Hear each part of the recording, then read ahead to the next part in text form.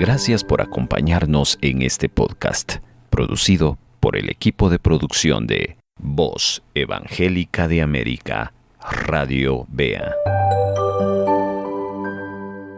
La audaz aventura, la vida de Mari Slessor.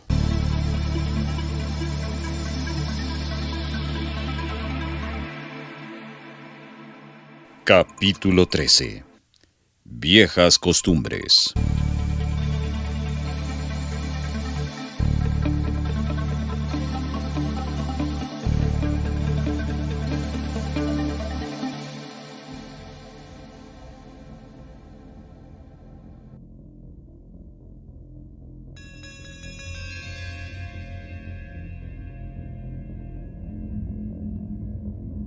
Los miembros de la tribu fueron llegando poco a poco. A nadie parecía agradarle la llegada de Mari.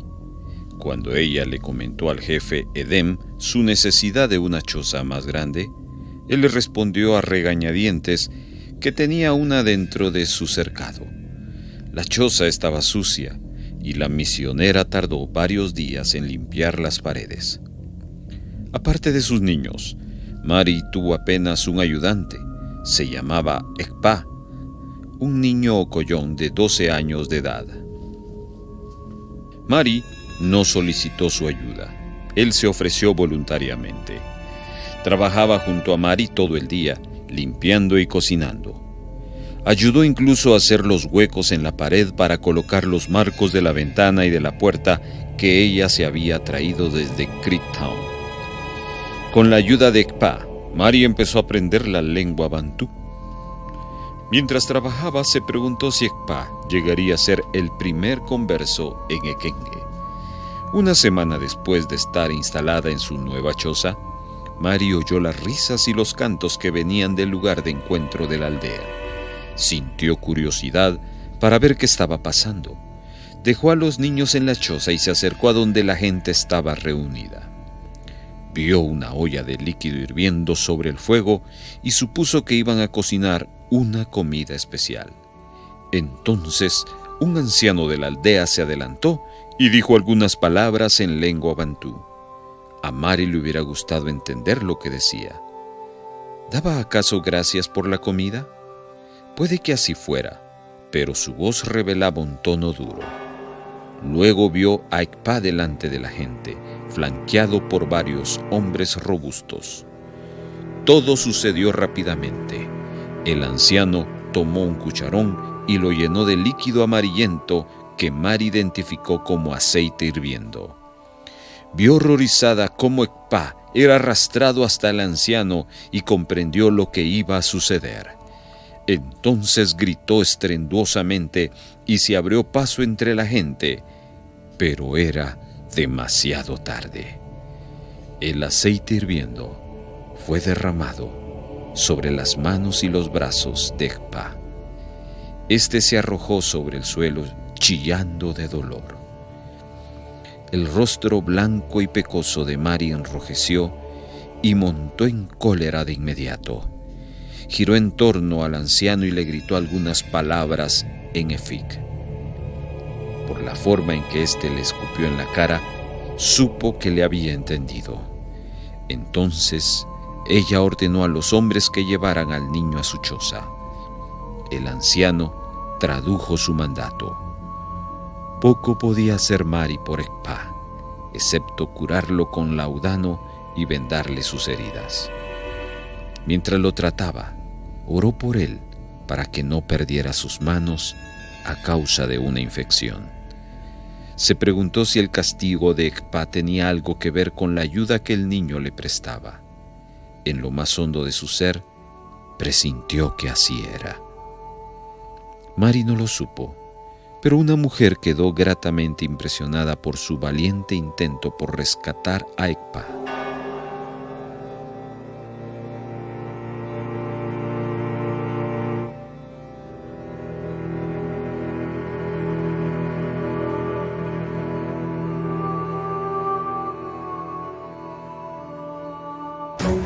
No olvides que Titanes de la Fe se presenta los martes a las 7 de la noche y domingos a las 7:30 de la mañana.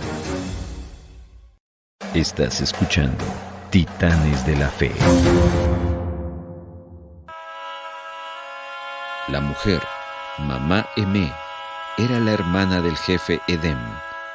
Un día después del incidente del aceite hirviendo, Mamá Emé se acercó a la choza de Mari.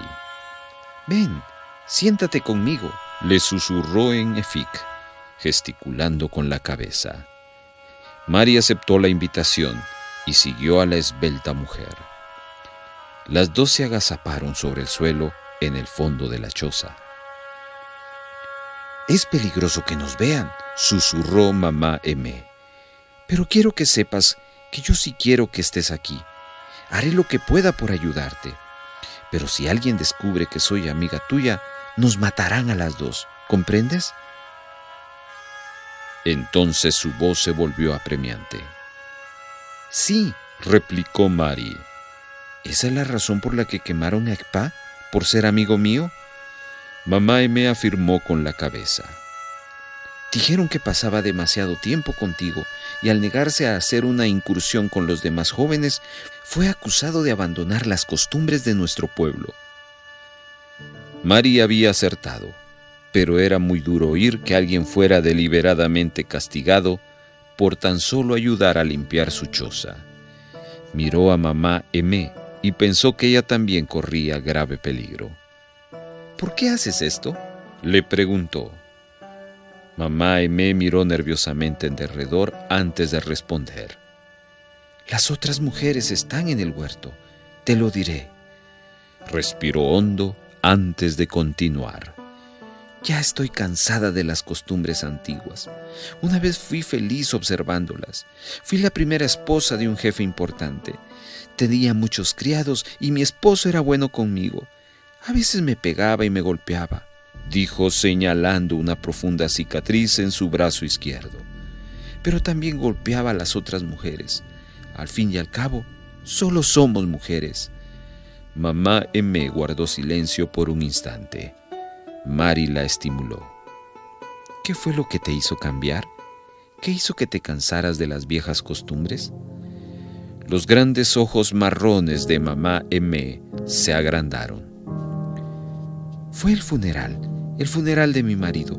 Cuando murió, todas sus esposas quedaron bajo sospecha. Se determinó que una de nosotras debía haberle matado. Enviaron al hechicero para descubrir quién había sido. Hice que todas las esposas formáramos un círculo. Luego cortó la cabeza de un pollo y arrojó el ave en el centro del círculo. Fue terrible». Mari escuchaba atentamente mientras Mamá Emé proseguía su relato. «Todas esperábamos aterrada. La que estuviese más cerca del pollo descabezado cuando dejara de correr sería la que el brujo acusaría de asesinato del jefe.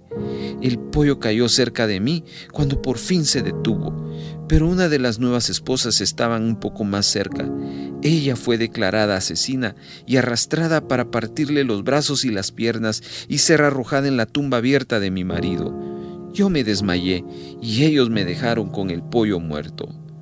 Mari dejó escapar un profundo suspiro. «¿Qué sucedió luego?», preguntó Mari. «Me vine a vivir con mi hermano. Él es bueno conmigo. Puedo caminar libremente por la aldea. Volveré a visitarte cuando pueda. Ahora tengo que marcharme. Ya he estado aquí demasiado tiempo. Ten mucho cuidado con estos hombres». Después que Mamá Emé se marchó, Mari se quedó agazapada en la parte trasera de su choza por un largo rato, con la espalda recostada contra la pared de barro. Dio gracias a Dios por enviarle una amiga como Mamá Emé y se preguntó cómo podría ayudar a esa gente sin tener una amistad con ella, ya que era motivo de tortura o incluso de muerte. Yani interrumpió sus pensamientos con la noticia de que Ekpa se había despertado y estaba pidiendo comida. Esta era una buena señal de recuperación, y Mari fue a buscar las batatas que le había preparado. Esto es Titanes de la Fe. Si tu vida con Dios va en un constante crecimiento, es porque eres un discípulo de 10. Aumentar, mejorar, elevar, establecer, prosperar. Son las experiencias de los Discípulos de 10. Discípulos de 10 es un podcast con temas y preguntas que los discípulos hacen para alcanzar un 10 en su crecimiento. Sigue a los Discípulos de 10 todas las semanas exclusivamente por las redes sociales de Radio BEA. ¿Le gustan las historias de titanes de la fe? Háganoslo saber. Comuníquese con nosotros vía mensaje de texto al 4235-7457. 4235-7457. Puede utilizar las aplicaciones WhatsApp o Telegram. También puede ponerse en contacto con Titanes de la Fe vía Messenger. Búsquenos en Facebook como Radio BEA Guatemala. O bien, llámenos de lunes a viernes de 9 de la mañana a 4 de la tarde. Nos encantaría saber su opinión sobre el programa Titanes de la Fe. Sigamos escuchando más hechos de la vida real de los Titanes de la Fe.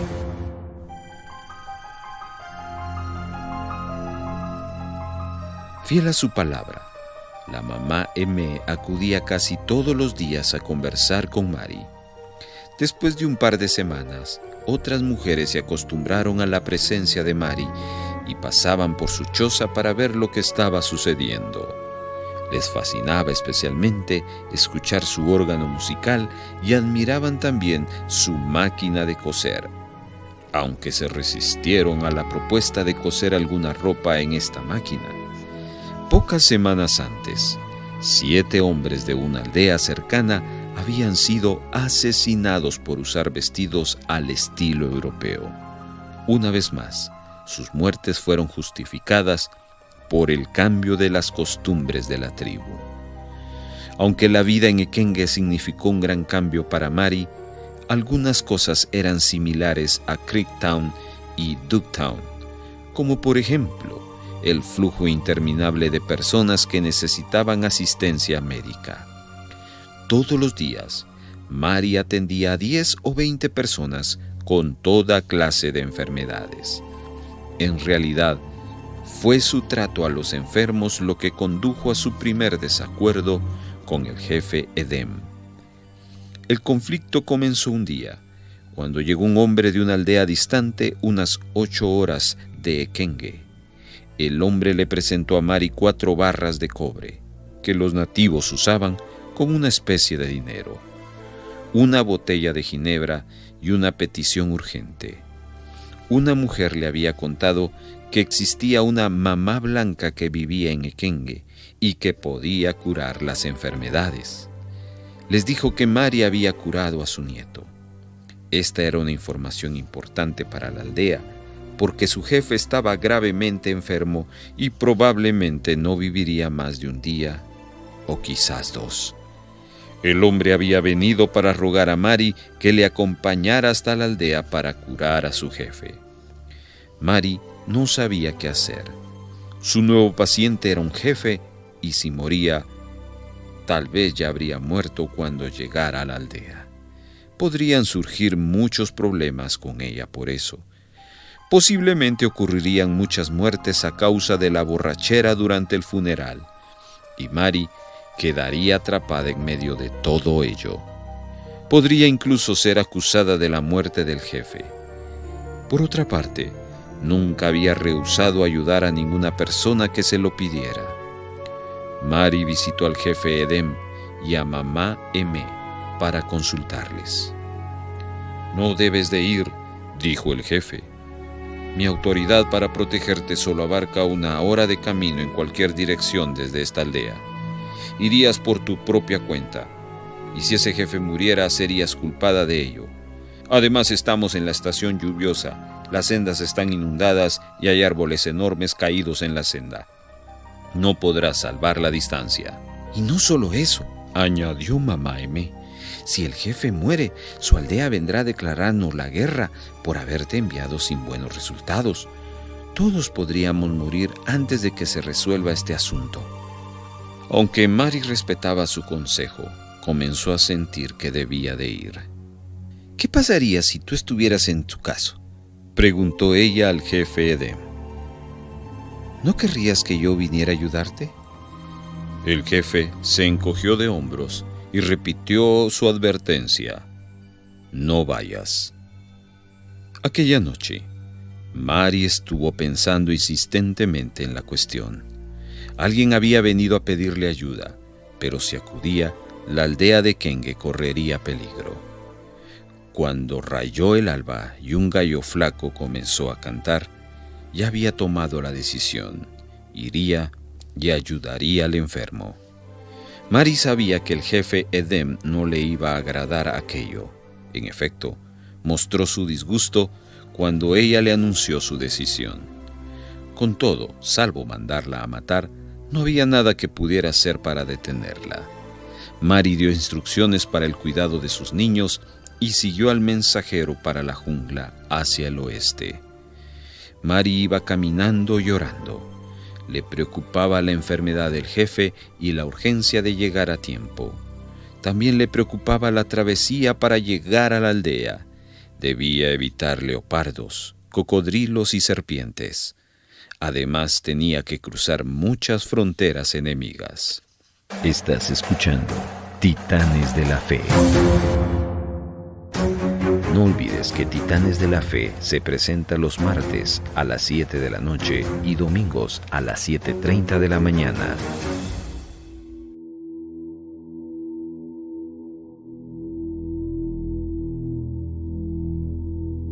Durante muchos días había estado lloviendo y los pequeños arroyos se habían transformado en furiosos torrentes. La lluvia continuó y se hizo casi imposible caminar en la selva. Las botas de Mari se pegaban al barro y le era difícil despegarlas. Después de unas 2 horas, Mari hizo una señal al guía para que se detuvieran. Se quitó las botas y las calcetas. El hombre se ofreció a llevárselos. Entonces echó un vistazo al dobladillo de su vestido marrón y el encaje de su enagua blanca. Estaban cubiertos de lodo y pesaban 2 o 3 kilos. Se los quitó y se quedó en su ropa interior de percal que le cubría del cuello a las rodillas. Dejaba al descubierto las piernas y los brazos. Esto habría sido escandaloso en Escocia. «Así me siento mejor», dijo Mari al guía. Ambos siguieron la marcha y Mari caminó sin impedimentos. Pasaron por varias aldeas en donde la gente se quedó atónita mirando a la blanca pelirroja vestida con una ropa ligera de percal. Cuando llegaron a la aldea, bien entrada la tarde, no había lluvia y algunos rayos de luz atravesaban las nubes en el cielo. Un guardia de hombres armados estaba de pie alrededor de la choza del jefe, mientras las mujeres se reunían en pequeños grupos y lloraban suavemente. Mari se preguntó si lloraban por la muerte del jefe. Cuando Mari entró en la choza del jefe, observó una fila de calaveras dispuestas ordenadamente en un rincón. «¿Me pueden facilitar una linterna?», solicitó Mari. Al instante le pasaron una. Se acercó a examinar al jefe.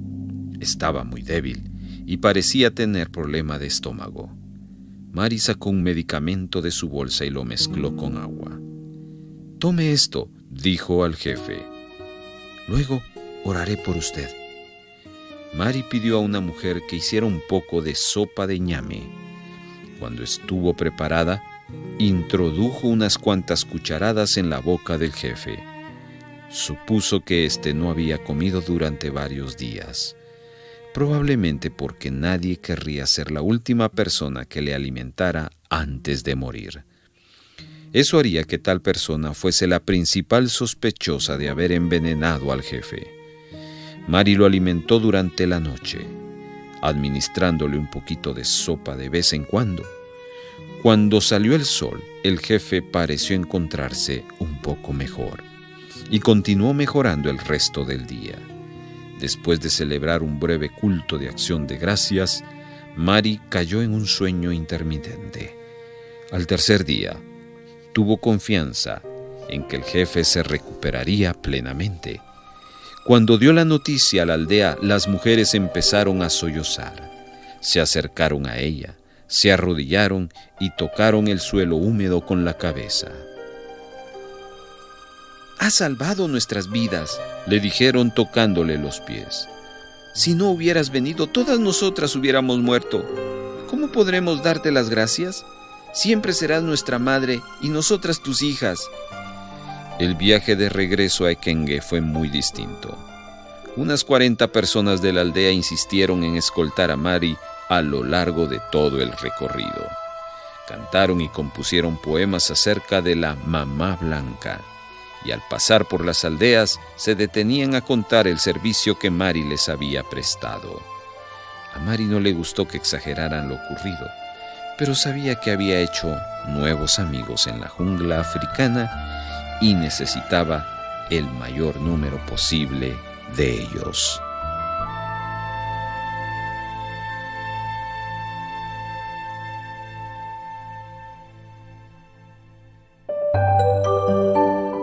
Voz Evangélica de América, Radio BEA.